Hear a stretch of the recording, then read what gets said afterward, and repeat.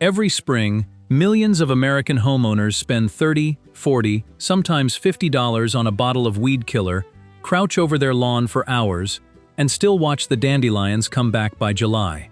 What if the entire problem was never the weed, but the solution you were sold? Welcome to Roots and Garden Secrets. I am Samuel, and after decades of working the ground on a small farm in rural Pennsylvania, I can tell you with complete confidence that the most effective answers are almost always the ones nobody is trying to sell you. Today I am going to show you one common powder that costs $3 to $5, dissolves in a bucket of water, and when sprayed across your entire lawn, kills dandelions, clover, plantain, and chickweed within 48 hours, while leaving your grass darker, thicker, and stronger than it was before. No crouching, no spot spraying, no $40 bottles. I am not giving you the name of it yet, and I have a good reason for that. Used without understanding, it can cause real damage to the very lawn you are trying to fix. So stay with me through this. If straight talk and real results are what you come here for, make sure you subscribe and hit the like button right now. It keeps this channel going and puts more of this kind of content in front of the people who need it. Before I give you the name of what I am talking about, I need you to understand one thing that most people get completely wrong. Because once you get this, everything else will make perfect sense. Killing weeds is not hard. You could walk out right now with a pot of boiling water, pour it on a dandelion, and that plant would be dead by morning. Straight vinegar kills weeds. Salt kills weeds. The real problem, the one that has kept lawn care companies in business for decades, is killing the weed without killing the grass sitting 6 inches away from it. That is the difficulty. That is what makes selective weed control expensive, and that is exactly what those companies selling $30 and $40 bottles are counting on you never figuring out. Walk into any garden center today, and you are offered two choices. Spot spray each weed one by one and spend your entire Saturday morning crouched over your lawn. Or buy a synthetic herbicide with 2,4-D on the label that runs $20 to $40 a bottle and carries chemicals that plenty of homeowners would rather not put on the ground where their kids play barefoot and their dogs roll around every afternoon. What those same companies have never advertised and never had any reason to tell you is that there is a third option, one that has existed for over 100 years, one that professional groundskeepers at golf courses across this country have used quietly for decades. And it costs $3 to $5 for enough to treat a full yard through an entire growing season. It is called Ferrous sulfate, also labeled as iron sulfate, moss killer, or lawn iron at most garden centers and farm supply shops. Here is why it works. Broadleaf weeds belong to a plant group called dicots. Your lawn grass belongs to an entirely different group called monocots. These two families process iron in completely opposite ways. A broadleaf weed has wide, flat leaves that absorb an iron solution the way a sponge pulls in water, fast and in large quantities. That iron overwhelms the plant's cellular structure, and within 24 to 48 hours, the leaves turn black and the plant dies to the root. Grass blades grow narrow and upright, and here is the part most people never hear. They are coated with a natural waxy layer called a cuticle that physically limits surface absorption. Think of a wide barn door lying flat in a rainstorm next to a fence post standing straight up. The barn door catches everything. The fence post catches almost nothing. Same solution, same bucket. Two completely different outcomes on the same lawn.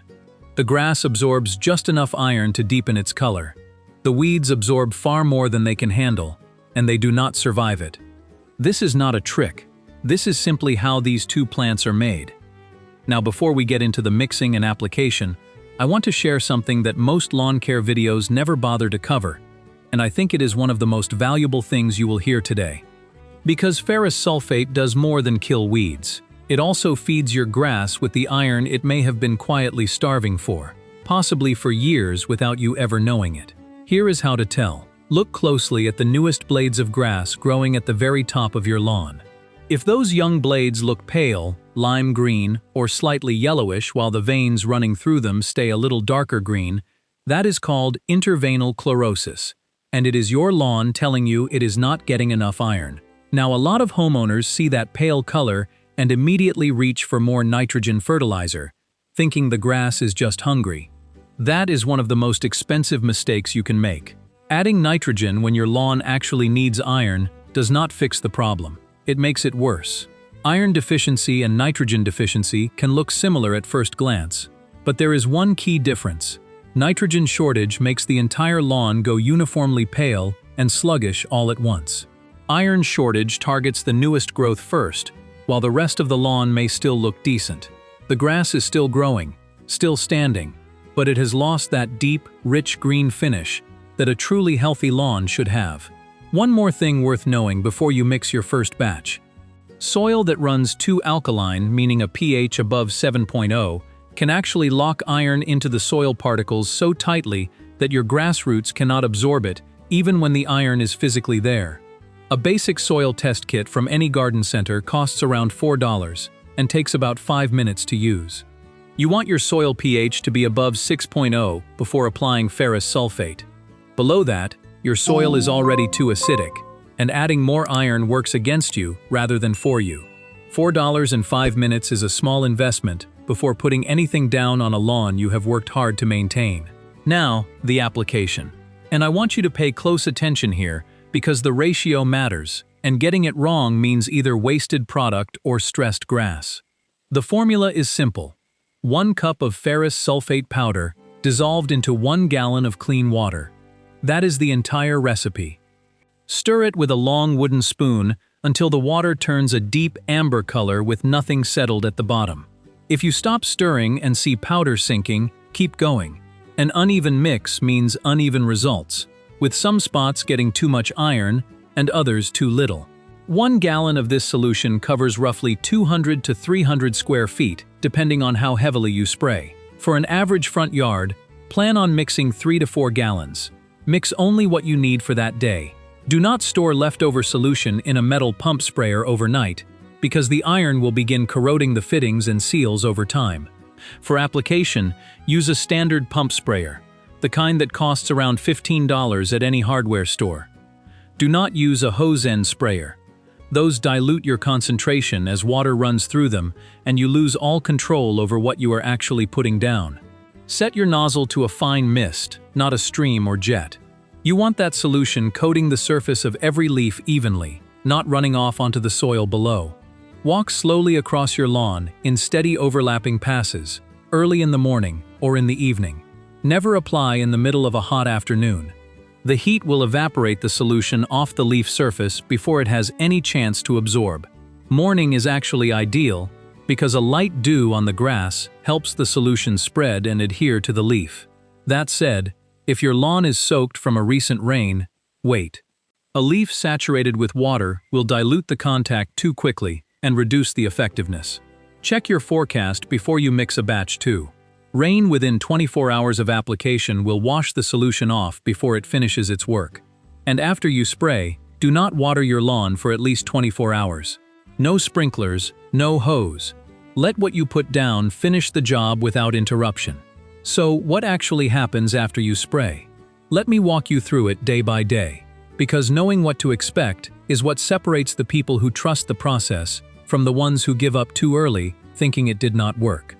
Within the first 24 hours, you will start to see the dandelion leaves curling inward at the edges, with dark browning appearing at the tips. By 48 hours, the clover develops dark spots across its leaves and begins to wilt and collapse. Plantain rosettes go dark and limp, like something pressed the life right out of them. By the end of the first week, most of what you sprayed is visibly dead or breaking down, and the grass underneath is already beginning to move into those cleared spaces on its own. In most cases, within 2 to 3 weeks, your lawn fills back in naturally without you needing to reseed a single spot. And the grass itself, you will notice this by day 2, comes back noticeably deeper in color. Not an overnight transformation, but a genuine, visible shift toward that rich dark green that every homeowner is after. That is the iron at work feeding your grass while it finishes off the weeds around it. Now I want to be completely straight with you about what ferrous sulfate can and cannot do, because I would rather give you the full picture now than have you come back disappointed later. Ferrous sulfate is highly effective against broadleaf weeds. Dandelions, clover, plantain, chickweed, henbit, creeping Charlie, ground ivy, daisy, and moss all respond well to this treatment.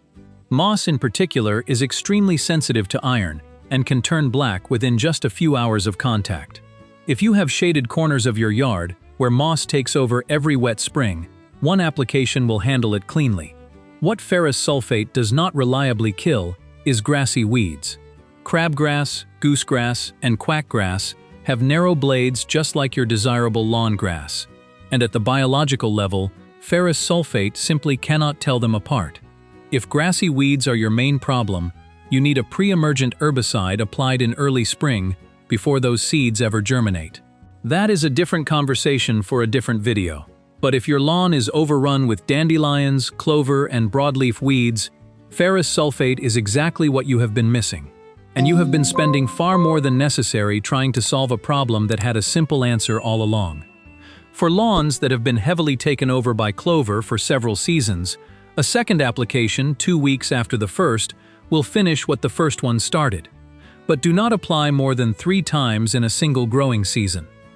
Each application lowers your soil pH slightly, and pushing it too far down over time creates conditions that make it harder for grass to absorb any nutrients at all. 3 times per season is the safe limit. If you plan to apply more than once, do that soil pH test first, and make sure you are staying above 6.0. Before you go out and get started, there are 3 things I need you to remember, and I want you to take these seriously. First, ferrous sulfate stains. It leaves a rust-orange mark on concrete, pavers, sidewalks, siding, and clothing that is extremely difficult to remove once it sets. Be precise around the edges of your lawn, and if any solution splashes onto a hard surface, rinse it immediately with water. We are talking seconds, not minutes. Once iron oxidizes on concrete, it tends to stay there for months. Second, wear old clothes and gloves every single time you apply. Your hands will turn orange otherwise, and while it does wash off skin eventually, it can take a couple of days. Third, keep pets and children off the treated area until the solution has dried completely, which usually takes 2 to 3 hours after application. Once it is dry, it is safe. Iron sulfate is not toxic in the amounts used here, but wet solution on bare feet or animal paws causes staining and mild irritation that is easy enough to avoid with a little patience. Let me tell you about a strip of grass along the side of my house, about 30 feet long and 12 feet wide. 2 summers in a row, close to half of it was taken over by clover. Dense, thick mats of it, crowding the grass down to almost nothing. I tried straight white vinegar first. It killed the clover all right, but it burned the grass sitting right beside it too, and I spent the following weeks replanting into the dead patches it left behind. Between the vinegar, the replacement seed, and everything else I threw at that strip, I had put close to $90 into it across those 2 summers, and the clover was still winning. The following spring, I mixed 1 cup of ferrous sulfate into a gallon of water and walked that strip twice. 8 minutes on a Saturday morning. The next day, Sunday, the clover was already going dark at the leaf edges. By Monday morning, it looked like someone had run a hot iron across every single plant in that strip, brown and finished. The grass where the clover had been was deeper green than it had been in 2 full seasons. Carol came outside that morning, looked at the yard, and asked me what I had put down to feed it. I told her nothing. Just iron. About $2 worth from a bag that cost me $5. $2 finished in 2 days what $90 had not managed in 2 full summers. Now here is the part I want you to carry with you, long after this video ends. Because this is where most lawn care advice stops short. Ferrous sulfate gives you a clean starting point. It clears the field. But a thick, dense lawn is your real long-term defense, and that is something you build deliberately over time. Here is what I have learned from years of working this ground. Never cut your grass below 3 inches, and never remove more than 1/3 of the blade in a single mowing. Taller grass shades the soil surface, and weed seeds that fall onto shaded ground do not germinate. They simply land and die without ever taking root. When it comes to watering, deeper is always better than more frequent. Aim for about 1 inch of water per week, delivered in 1 or 2 sessions, rather than a little every day. That kind of deep watering pushes your grass roots down further into the soil, making your lawn stronger, more drought-resistant, and far more capable of crowding out anything that tries to move in. And every 2 years or so, run a core aerator over your lawn. Loosening compacted soil lets air, water, and nutrients reach the roots more effectively, and healthy roots mean naturally thicker turf. A dense, well-maintained lawn can reduce weed invasion by as much as 80% compared to a thin, patchy one. That is not something from a textbook. That is something every person who has worked a lawn long enough already knows. Every bare patch that fills in with grass is one less place where next spring's weed seeds can take hold. So here is what I want from you today. Drop a comment below and tell me what weed is giving you the most trouble right now. Dandelions, clover, something else entirely? Tell me what you have already tried and how long you have been dealing with it. I read every single comment, and I will tell you honestly whether ferrous sulfate is the right answer for your situation, or whether you need a different approach altogether. Next time on Roots and Garden Secrets, I am going to show you the one mowing habit that makes grass so thick and dense that most weed seeds never get the chance to establish in the first place. One simple change in how and when you cut, done consistently through the season, and you will see the difference before summer is out. Make sure you are subscribed so you do not miss it. The people who built this country with their hands understood something that got buried somewhere along the way. The honest answer is almost always the simple one, and it is almost never the one being advertised to you. Stay patient, stay curious, and I will see you in the next one.